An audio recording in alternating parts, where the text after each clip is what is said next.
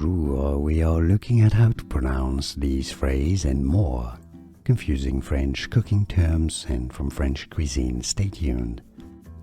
In French it is said for reference as chef, meaning chief, chef, de partie, chef de partie.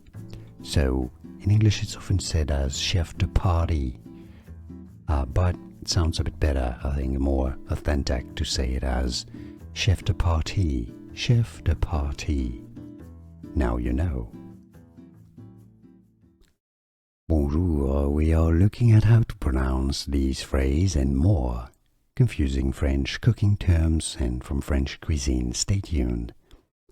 In French it is said for reference as chef, meaning chief, chef, de partie, chef de partie. So in English it's often said as chef de partie, but it sounds a bit better, I think more authentic to say it as chef de partie, chef de partie. Now you know.